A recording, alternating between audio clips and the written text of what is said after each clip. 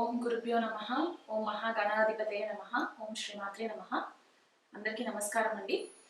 ఈరోజు మనము ఏం తెలుసుకునే ప్రయత్నం చేద్దామంటే, ఇప్పుడు మనకి సెప్టెంబర్ 7వ తారీఖున చంద్రగ్రహణం ఏర్పడుతుంది కదా.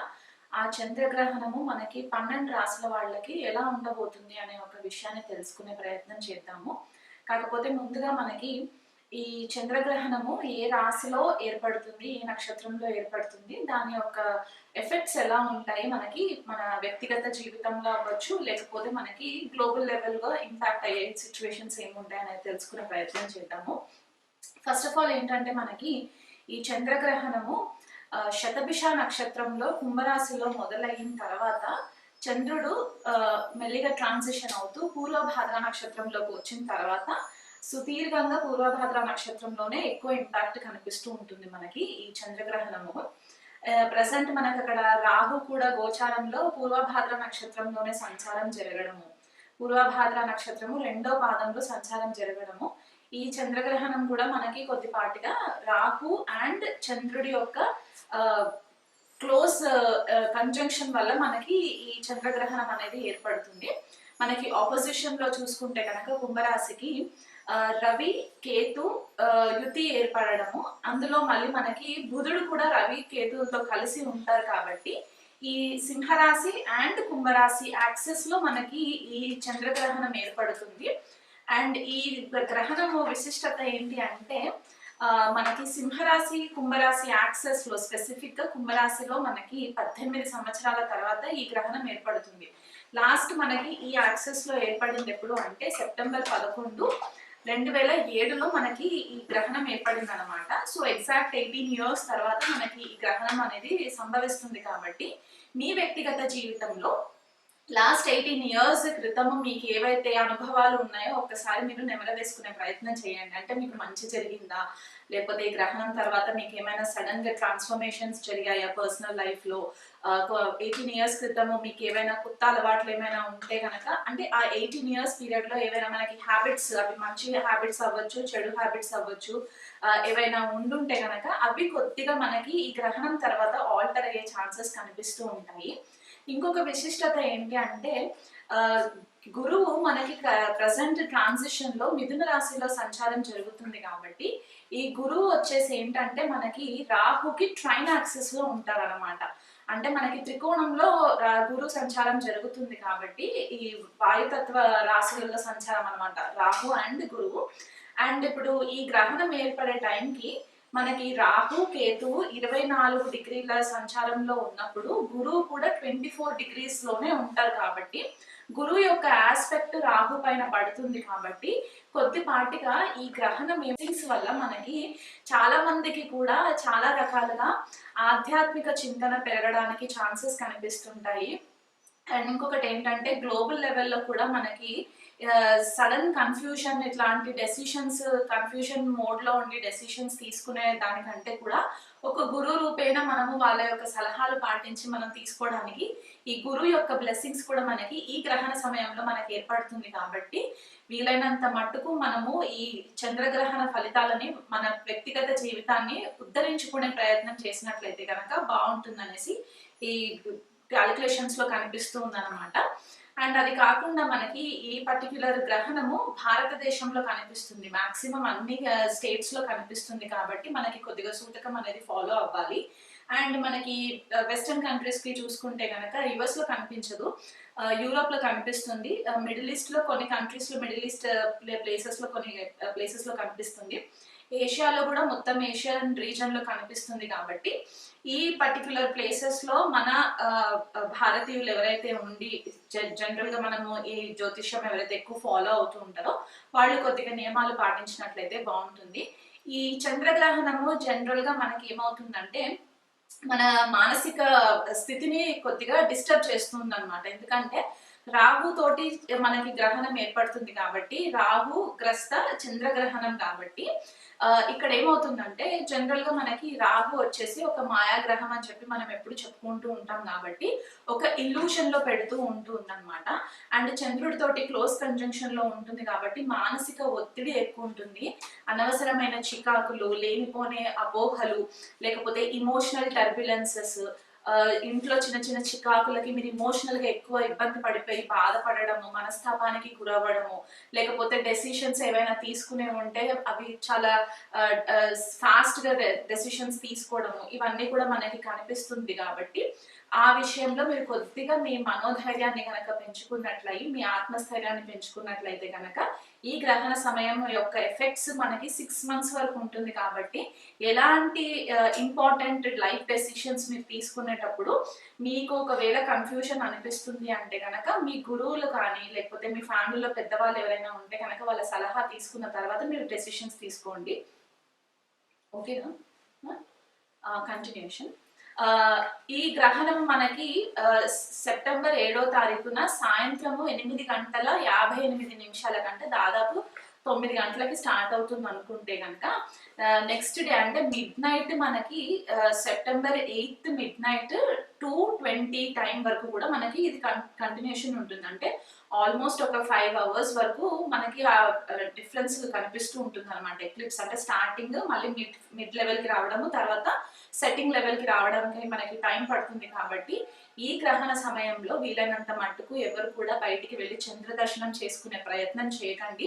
మీరు ఇంకా మానసికంగా స్ట్రాంగ్ అవ్వడానికి, మెంటల్ స్టెబిలిటీ రావడానికి ఈ చంద్రగ్రహణం టైంలో మీ ఇష్టదేవత మంత్రం ఏదైనా సరే మీకంటూ ఒకవేళ గురువు రూపేణ మీకు మంత్రం ఉపదేశం ఉంటే కనుక ఆ మంత్ర చాంటింగ్ చేసుకుంటూ ఉండండి. ఒకవేళ లేని వాళ్ళు ఉంటే కనుక మీ ఇష్టదేవత ఎవరైతే ఉంటే వాళ్ళ యొక్క మంత్ర చాంటింగ్ మీరు రెగ్యులర్గా ఈ గ్రహణం టైంలో కనుక మీరు చేసుకున్నట్లయితే మీకు చాలా మంచి రిజల్ట్స్ కనిపిస్తూ ఉంటాయి. అసలు మా ఇష్టదేవత ఎవరో మాకు తెలీదు, మాకేం చేయాలో తెలీదు అని అనుకున్న వాళ్ళు ఎవరైనా ఉంటే కనుక ఓం శివాయ నమః ఇది మీరు ఒక లెక్క లేకుండా అంటే 108 కౌంట్ లేకుండా లేకపోతే 21 కౌంట్ లేకుండా మీ ఓపిక ఈ పర్టికులర్ గ్రహణం టైంలో కనుక మీరు కూర్చొని ఒక సాధన రూపంలో కనుక మీరు కంటిన్యూస్ గా మీరు చేసుకున్నట్లయితే దీని ఎఫెక్ట్స్ కూడా మీకు చాలా హెల్ప్ అవుతాయి. ప్లస్ మీకు మానసికంగా స్ట్రాంగ్ అవ్వడానికి హెల్ప్ అవుతుంది. ఏదైతే క్లెన్సింగ్ పార్ట్ ఉంటుందో జనరల్ గా మనకి గ్రహణాలు ఏం చేస్తాయంటే వ్యక్తిగత జీవితంలో చాలా చేంజెస్ తీసుకొస్తూ ఉంటుంది అనమాట. అది ఒక రకంగా మెటీరియల్ ట్రాన్స్ఫర్మేషన్ అవ్వచ్చు, స్పిరిచువల్ ట్రాన్స్ఫర్మేషన్ అవ్వచ్చు. కాబట్టి ఆ ట్రాన్స్ఫర్మేషన్ ఫేజ్ కి కనుక మనము తట్టుకోనికి శక్తి ఉండాలి. కాబట్టి మీరు ఎప్పుడైతే ఈ దైవత్వానికి క్లోజ్ అవుతూ ఉంటారో అది మీకు చాలా మట్టుకు హెల్ప్ అవుతుంది. మాకు ఏ మంత్రాలు రావు అనుకుంటే సింపుల్ గా లలిత సహస్రనామం కూడా మీరు చాంటింగ్ చేసుకున్నా కూడా ఇబ్బంది లేదు. ఎందుకంటే పౌర్ణమి టైంలో చంద్రగ్రహణం ఏర్పడుతుంది కాబట్టి సాక్షాత్ లలితా పరమేశ్వరినే మనము పౌర్ణమి చంద్రుడిలో చూస్తూ ఉంటాం. కాబట్టి అమ్మవారి నామం తీసుకునైనా సరే మీరు సహస్రనామాలు చేసుకోవచ్చు. లేకపోతే సహస్రనామంలో ఏదైనా ఒక నామం మీరు కనెక్ట్ అవుతే కనుక ఆ నామంని కూడా మీరు కంటిన్యూగా జపం చేసుకోండి. ఈ టైం ఏదైతే నేను చెప్పానో ఆ టైంకి వీలైనంత మట్టుకు మౌనం పాటించండి. గ్రహణం టైంలో మౌనం పాటించండి. గ్రహణం అయిపోయిన తర్వాత కూడా మీకు కొన్నిసార్లు ఏమవుతుందంటే కొన్ని స్పెసిఫిక్ రాశిస్ ఉన్నాయి, అవి నేను చెప్తూ వెళ్తాను. వాళ్ళు చాలా కేర్ఫుల్గా ఉండాలి. ఏదైనా మీకు ఎవరితోటన్నా డిస్కషన్ చేయాలి అని అనుకుంటే 1కి 10 సార్లు ఆలోచించి డెసిషన్ తీసుకున్న తర్వాత మీరు వాళ్ళతో కమ్యూనికేట్ చేసే ప్రయత్నం చేయండి. ఈ పర్టికులర్ టైంలో ఏమవుతుందంటే మీకు ట్రిగర్ క్రియేట్ చేయడానికి కూడా చాలా వ్యక్తులు మిమ్మల్ని ఇరిటేట్ చేస్తూ ఉంటారు. కాబట్టి మీ మనోధైర్యాన్ని కోల్పోకుండా వీలైనంత మట్టుకు కేర్ఫుల్ గా హ్యాండిల్ చేసుకున్నట్లయితే మీకు గ్రహణం కూడా పెద్దగా నెగటివ్ ఎఫెక్ట్స్ ఇవ్వకుండా ఉంటుంది. మకర రాశి వాళ్ళకి ఈ చంద్రగ్రహణము ద్వితీయ కుటుంబ స్థానంలో ఏర్పడడానికి ఛాన్సెస్ ఉందండి. అండ్ అష్టమ స్థానం కూడా కొద్దిగా ఇంపాక్ట్ అయ్యే ఛాన్సెస్ కనిపిస్తున్నాయి. కాబట్టి మీ కుటుంబ వాతావరణంలో కొద్దిగా డిస్టర్బెన్సెస్ రావడము, మీ ఆర్థిక వ్యవస్థలో కూడా కొంచెం చేంజెస్ రావడము, సడన్ గా ఫైనాన్షియల్ క్రంచెస్ రావడము, లేదా జాబ్ లో మీరు ఎక్కడైతే ఉన్నారో అక్కడ మీ పైన కొద్దిగా మైక్రో మేనేజ్మెంట్ అనేది జరగడము, ఆ జాబ్ విషయంలో కొద్దిగా మీకు ఈగో క్లాషెస్ క్రియేట్ అవ్వడము, దానివల్ల మీరు కొంచెం ఇబ్బందులు పాలవ్వడము, ఎవరైనా కెరియర్ చేంజెస్ చేసుకోవాలని అనుకున్న వాళ్ళైతే గనక ఈ ఆపర్చునిటీ 6 months లోపల మీకు మంచి ఆపర్చునిటీ రావడానికి కూడా ఛాన్సెస్ ఉన్నాయి. కానీ మీరు కొంచెము ఆచితూచి అడుగులు వేయండి. ఎందుకంటే స్టార్టింగ్ లో మీకు అంతా కూడా బాగానే ఉంది కదా అని అనిపించి మీరు డెసిషన్ తీసేసుకొని ఉన్న మంచి జాబ్ ని కూడా మానేసి వేరే జాబ్ లోకి వెళ్తే అక్కడ కొద్దిగా ఇబ్బందులు పడే ఛాన్సెస్ ఉంటాయి. ఎందుకంటే ద్వితీయంలో రాహు సంచారం చంద్రుడితో కాబట్టి ఒక మాయలో పెట్టేస్తూ ఉంటారని చెప్పేసి అనుకున్నాం కదా. సో ఈ మెంటల్ క్లారిటీ లేకుండా ఈ మెంటల్ కన్ఫ్యూషన్ వల్ల చేంజెస్ ఇన్ ద జాబ్ అనేది కూడా కనిపిస్తూ ఉంది. అష్టమ స్థానంలో అత్తవారింటి వాళ్ళతోటి చాలా జాగ్రత్తగా ఉండండి. ఇది వరకు ఎవరైనా లిటిగేషన్స్ లో ఉండి అంటే భార్యాభర్తల మధ్యలో వివాదాలు వివాదాలు ఉండి అవి కోర్టు వరకు వెళ్తాయి అని అనుకున్న వాళ్ళు ఎవరైనా ఉంటే కనుక వీలైనంత మట్టుకు కూర్చొని మీ అత్తవారింటి వారితోటి కూడా సంప్రదింపులు చేసుకొని దాన్ని ఈజీగా మీరు హ్యాండిల్ చేసుకునే ప్రయత్నం చేసుకోండి. పెద్దగా ఇష్యూ క్రియేట్ చేసుకోకుండా ఉన్నట్లయితే మంచిది. లేకపోతే మీకు అనవసరమైన లిటిగేషన్స్ లోకి వెళ్తారు. ఈ మీకు అంటే మీరు ఎవరి నుంచి కూడా అంటే దాచిపెట్టేసేసి సీక్రసీస్ ఏవైతే మెయింటైన్ చేస్తూ వచ్చారో, ఏదైనా సీక్రెట్ రిలేషన్షిప్స్ ఇట్లాంటివి ఏమైనా ఉంటే ఈ టైంలో బయటపడే ఛాన్సెస్ ఉన్నాయి. కాబట్టి వీలైనంత మట్టుకు కేర్ఫుల్ గా ఉండండి. మీకు ఫుడ్ పాయిజనింగ్ అయ్యే ఛాన్సెస్ ఉన్నాయి. మీరు ఫుడ్ కన్సంప్షన్ విషయంలో కూడా కొంచెం కేర్ఫుల్ గా ఉండండి. ఈ 2/8 యాక్సెస్ చాలా ప్రామినెంట్ గా ఉంటుంది కాబట్టి మీ ఫైనాన్షియల్ ఇష్యూస్ లో కొంచెం సడన్ విండ్ ఫాల్స్ వచ్చే ఛాన్సెస్ ఉన్నాయి. క్రైసిస్ కనిపిస్తుంది కాబట్టి మీరు ఎవరికైనా డబ్బులు ఇచ్చేటప్పుడు కానీ, డబ్బులు తీసుకునేటప్పుడు కానీ, ఎక్కడైనా సంతకాలు చేసేటప్పుడు కానీ వీలైనంత మట్టుకు కేర్ఫుల్ గా ఉండండి. ఎందుకంటే ఇక్కడ బుధుడు కూడా ఇన్వాల్వ్ అయి ఉన్నాడు ఈ గ్రహణం టైంలో కాబట్టి రవికేతులతో కలిసి సడన్ చేంజెస్ రావచ్చు. జాయింట్ వెంచర్స్ లో మీకు ప్రాబ్లమ్స్ రావచ్చు. కొంతమంది ఉంటారు అంటే ఆ proper IT tax return filings సరిగ్గా చేయకుండా ఐటీ అంటే సిఏ త్రూగా కొద్దిగా చేంజెస్ చేయించుకోవాలని అనుకునే వాళ్ళు ఎవరైనా ఉంటే కనుక వాళ్ళకి ఇప్పుడు చాలా ప్రాబ్లమేటిక్ అయ్యే ఛాన్సెస్ కనిపిస్తున్నాయి. కాబట్టి ఆ పేపర్ వర్క్, ఆ డాక్యుమెంటేషన్ అంతా కూడా కొంచెం వీలైనంత మట్టుకు కేర్ఫుల్ గా హ్యాండిల్ చేసుకోండి. మీకు మెయిన్ గా మకర రాశి వాళ్ళకి family issues, financial issues, in laws తోటి ఇష్యూస్ కనిపిస్తున్నాయి. కాబట్టి ఆ విషయంలో కొద్దిపాటిగా కేర్ఫుల్ గా ఉండండి. చంద్రగ్రహణము ఫలానా రాశి వాళ్ళకి ఎఫెక్ట్ ఎక్కువ ఉంటుంది, ఫలానా రాశి వాళ్ళకి ఎఫెక్ట్ తక్కువ ఉంటుంది అనే భేదం లేకుండా ప్రతి ఒక్కళ్ళు కూడా చంద్రగ్రహణం అయిపోయినా విత్ ఇన్ 1 వీక్ టైం మీకు టైం తీసుకొని, జనరల్ గా అయితే మనకి 2-3 days లో అని చెప్తాము. ఒకవేళ 2-3 రోజుల్లో మీకు టైం దొరకట్లేదు అని అనుకుంటే కనీసం ఒక 1 వీక్ గ్యాప్ లో మీరు దగ్గరలో ఉన్న శివాలయంకి వెళ్ళి అక్కడ నవగ్రహ శాంతి చేయించుకోండి. ఎందుకంటే ఇక్కడ రాహు, శని, చంద్రుడు, రవి, కేతు, బుధుడు మేజర్ ప్లానెట్స్ అన్ని కూడా ఇంపాక్ట్ ఎక్కువ క్రియేట్ అవుతున్నాయి. కాబట్టి ఈ గ్రహాలకు అన్నిటికీ కూడా శాంతి చేయించుకోండి. మెయిన్ వచ్చే రాశులు ఎవరు అంటే సింహరాశి, కర్కాటక రాశి, కుంభరాశి, మీన రాశి వాళ్ళు, అండ్ మనకి వృశ్చిక రాశి వాళ్ళు, కన్యా రాశి వాళ్ళు, వీళ్ళు ఎక్కువ కూడా మకర రాశి వాళ్ళు. ఈ రాశుల వాళ్ళు చాలా ఇంపార్టెంట్ గా మీరు గ్రహణ శాంతి పూజ చేయించుకున్నట్లయితే మంచిది. కొంతమంది పిల్లలు గ్రహణం టైంలోనే పుడుతూ ఉంటారు కాబట్టి ఫ్యామిలీస్ లో ఎవరైనా ప్రెగ్నెంట్ లేడీస్ ఉంటే కనుక ప్రెగ్నెంట్ లేడీస్ జనరల్ గా పెద్దవాళ్ళు చెప్పిన రెగ్యులర్ ప్రికాషన్స్ అన్ని కూడా తీసుకునే ప్రయత్నం చేసుకోండి. గ్రహణ నీడల్లోకి వెళ్లకుండా వీలైనంత మట్టుకు ఇండోర్స్ ఉండడానికి ప్రయత్నం చేసుకోండి. గ్రహణం టైంలో ఎవరైనా పిల్లలు కనుక పుడితే దగ్గరలో ఉన్న ఆస్ట్రాలజర్స్ తో కానివ్వండి, లేకపోతే మమ్మల్ని కాంటాక్ట్ అయినా సరే జన్మజాతకం గీసుకున్నప్పుడు మనం గ్రహణ శాంతి పూజ కూడా మనం చేయించుకోవడం చాలా ఇంపార్టెంట్ అయిపోతుంది. అది 21 days లోపల మీరు పూజ చేయించుకోవాలి. దీని ఎఫెక్ట్స్ మనకి చాలా ఫ్యూచర్ లో ఎక్కువ పిల్లల పైన ఎఫెక్ట్ పడే ఛాన్సెస్ ఉంటాయి. కాబట్టి ఈ స్పెసిఫిక్ గా ఈ పాయింట్ చెప్పడం అనేది జరుగుతుంది. టెంపుల్ కి మాత్రం విజిట్ అవ్వండి. గ్రహణం టైంలో స్పెసిఫిక్ గా మీకు మనోబలం పెరగడానికి, మానసిక ఒత్తిడి తగ్గి మనోస్థైర్యం పెరగడానికి ఓం శివాయ నమః అనే మంత్రాన్ని రెగ్యులర్ గా చాంటింగ్ చేసుకోండి. ఆ గ్రహణం టైం అంతా కూడా నేను ఇంట్రొడక్షన్ లో చెప్పాను.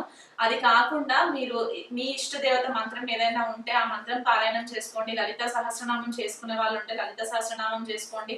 అమ్మవారి నామం ఓం శ్రీమాత్రే నమః అనేది 108 times చేసుకున్నా సరిపోతుంది. లేదా లెక్క లేకుండా మీకు గ్రహణం అంతా కూడా ఒక 4 hours నేను కూర్చొని చేసుకుంటాను అనుకుంటే గనక మీరు అలా ధ్యానంలో ఉన్నా కూడా మీకు చాలా మట్టుకు మెంటల్ రిలీఫ్ ఇస్తుంది. ఒక ప్రొటెక్టివ్ ఆరా మీకు ఏర్పడడానికి ఛాన్సెస్ ఉంటాయి. కాబట్టి ఇవన్నీ కూడా చేసుకునే ప్రయత్నం చేసుకోండి. ఎవరితో ఎక్కువ డిస్కషన్స్ లోకి వెళ్ళకండి. మీకు ఎవరైనా టాక్సిక్ మనుషులు ఉన్నారు మీ చుట్టుపక్కల అనుకుంటే కనుక వీలైనంత మట్టుకు వాళ్ళ కాల్స్, వాళ్ళ టెక్స్ట్ మెసేజెస్ అవాయిడ్ చేసేసి మీ ధ్యానం పైన మీరు ఎక్కువ ఫోకస్ చేసి మీ సాధన బలం పెంచుకునే ప్రయత్నం చేసుకున్నట్లయితే ఎటువంటి ఆర్గ్యుమెంట్స్ లేకుండా ఈ గ్రహణం యొక్క ఎఫెక్ట్స్ నుంచి మీకు బయటపడడానికి చాలా మంచి సోర్సెస్ కనిపించే ఛాన్సెస్ ఉన్నాయి. కాబట్టి మొత్తం ప్రపంచ శాంతి అంతా కూడా మన పైన భారం ఉంటుంది. కాబట్టి సూక్ష్మంలో మోక్షం లాగా మీరు ప్రే చేసుకునేటప్పుడు ప్రపంచంలో ఉన్న వాళ్ళందరూ కూడా బాగుండాలని చెప్పి మనస్ఫూర్తిగా మీ దైవారాధన చేసుకోండి. నమస్తే.